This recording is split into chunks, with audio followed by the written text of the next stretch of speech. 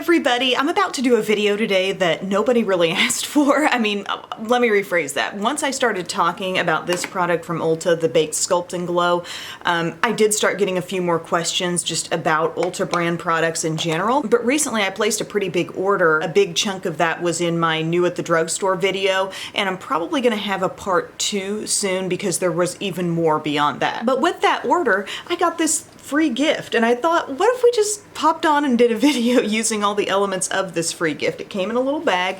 Ulta is apparently doing their own version of the makeup eraser, so this is where it's just a cloth and you add water to it, and that should remove your makeup, and then you actually wash it and reuse it. So that'll be something I can try. We also have a mattifying face primer, a matte eye primer in nude. I assume a lot of these things are going to be available in full sizes, so I thought, why not put together a look and actually test them out? We've got a little lip gloss, the shiny sheer lip gloss in Bare. We've got a nude lipstick here in Barely There. What appears to be a full-size mascara in New Heights. It's called New Heights Lifting Mascara. They actually included a couple of eye brushes that seem actually right up my alley, the size of that crease brush, yes. And then this 8-piece eyeshadow palette. This would be the thing that seems sort of limited edition-ish, you know, kind of gift with purchase-ish. But it'll give us, I think, a good sense of the kind of quality Ulta is putting in their eyeshadow palettes. I swatched this already and they feel really good. So yeah, I'm going to incorporate all of this stuff into a full face and just kind of quickly fill in the blanks with some other things as we go. But first off, let's try this oil-free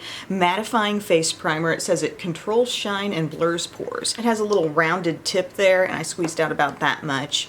But this video will hopefully give you a little insight into some of these Ulta brand products. For me, I feel like I need a bit of an education in them as well. It's not that they're totally unfamiliar to me, but as a whole, I don't feel like I've tried that much from this range. I've got that smoothed on everywhere. It has an oddly sort of heavy feel. Sometimes you think about things that are oil-free and you expect them to just glide on a little lighter on the skin. This sort of gel-like primer felt like it definitely had some thickness going on, and I'm really trying to focus around the nose here for a second to see if that does anything on the pores. Visibly, like from what I can see here, not so much, but maybe I'll notice once a foundation goes on top, you know?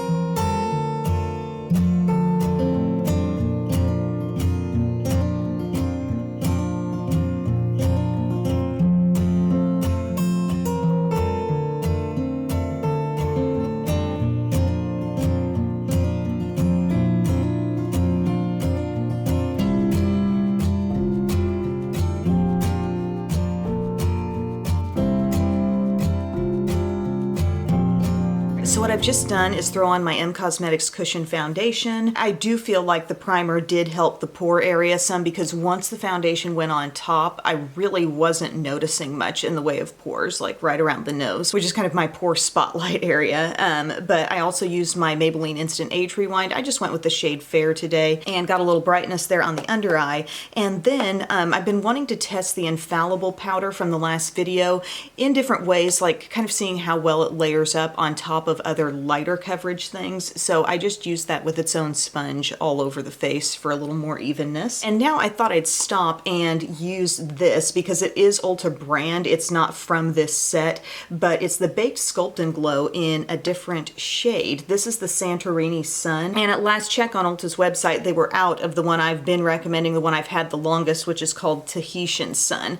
Here's the comparison on the two. As you can gather, the bronzers do look really similar on the skin. I would actually say this one that I'm holding in this hand is a bit cooler, but oddly enough, the highlight in this one is a little warmer. The highlights also at a glance sort of look identical, but there is much more warmth in this one. This is cool, kind of icy. So cooler bronzer, warmer highlight, and then you're getting a fully matte blush in this one. Pigmentation all around is very consistent with them both, but those are just the differences that I've noted, and I thought I'd use that newest one for you today. But like I said, this did not come in the free gift. So we're doing a little bronzer first. These bronzers do have a little glow to them, but it's very subtle. It reminds me of really picking up an Hourglass bronzer. Just as far as the effect on the skin, you know, there's sort of a subtle quality to these, and a feeling that you can't really go too far wrong.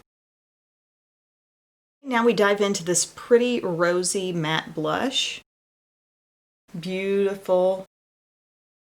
Loving that color on the skin. So here you're going to be able to control your glow just a little bit more because not every element of this palette is glowy. And then I'm going to use my highlighter brush here, go into the highlight. Again, a really brightening highlight, but if you look at up-close swatches of this one versus the other one has just almost a little more pinkish undertone, whereas this one is slightly warmer. But overall, they're still just really bright and pearly. Whatever's left on the brush just kind of gets to go elsewhere on the skin. And yes, I'm using my e.l.f. Wow Brow just on its own today. I tried this over the weekend and I actually loved the result. It reminded me so much of Glossier Boy Brow. There's a lot of pigment in the cream in this. There are little fibers, and I just think it does a really good job on its own of making the brows look complete.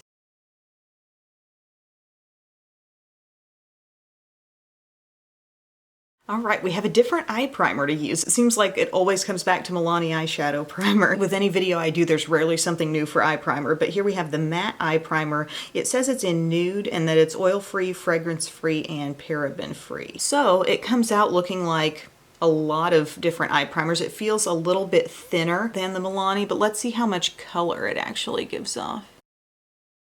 It seems like it might be a little bit more like color neutralizing to my eyelid area. See that? But like I said, quite a bit thinner, which is interesting. You'd think the thinner the product, the less pigment it might seem to have. There's that all over. Now we've got this little eye palette, this little 8-shade palette that is just a total basic neutral type deal.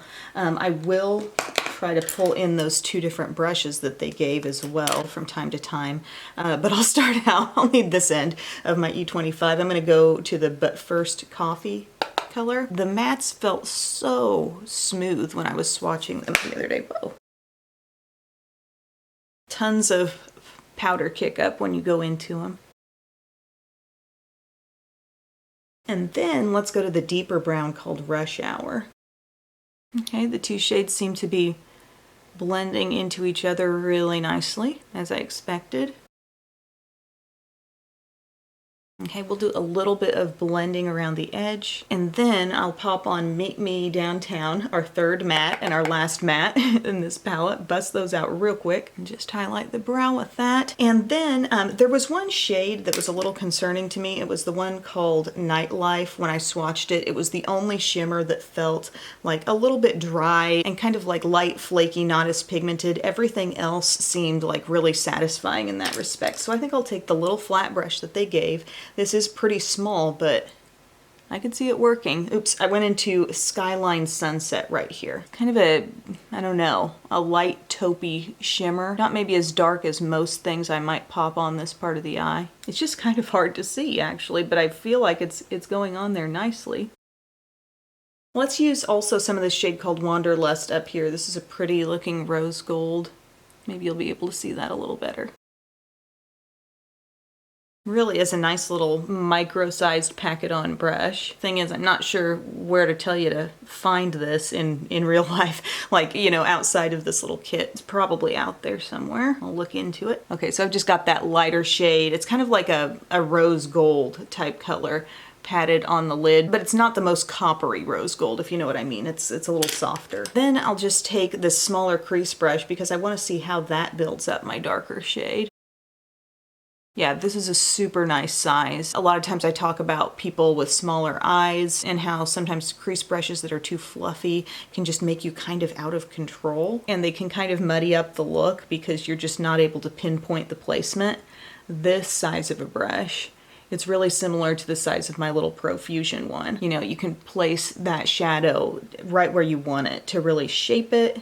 And then you can blend over it with your larger brush, you know. This might even be capable, I'm not sure. It might be a little big, but you could smudge a little shadow under the eye too. Again, I'm just using this dark brown with everything for this brush. This is certainly not an eye look that you would have to have this palette for, but we're really just kind of seeing what the quality's like.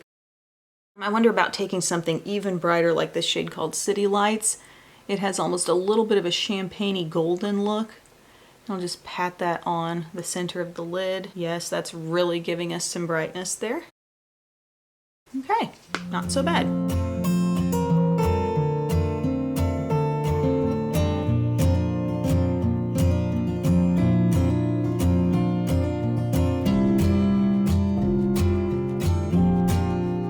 Next up, we're going to be using the New Heights Lifting Mascara, which, like I said, appears to be a full size here and has a really unusual looking brush. So I'll show you that in a second. See how it's like extra short from left to right there? It's a rubber bristle brush tapered toward the tip. And I do feel like I have a lot of control with this because, you know, it's just a much smaller size than what we're used to. Typically, a mascara brush would be maybe double that long. I feel like not a ton of product is coating up, so this is going to be kind of a slow process for me to get where I want to be with this. Like right now I have really subtle, light definition.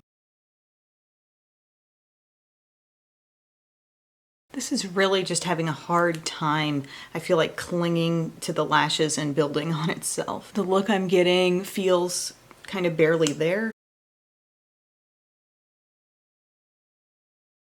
Personally, not a fan. Now, this could age well, you know, this could sit around for a little while and maybe, I don't know, thicken up just a little bit, become a little bit better partner to my own lashes. If you're someone out there who has naturally amazing lashes, maybe you put this on and think, hey, this is great. But for me, I need a little more help than this. On that note, we're going to move on to the lips. And I have a nude lipstick here called Barely There.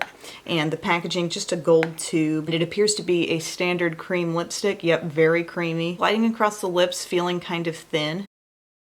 And the color seems nice. That seems like a pretty classic nude for a lot of people. For me to really be impressed by a cream lipstick, I like the formula to feel a little bit thicker going on because then it has a better chance of really clinging into the lips. This feels comfortable enough, but more like a really thin lip balm going on is kind of the feeling I get instead of that thickness that makes you think it's going to adhere to the lips somewhat better.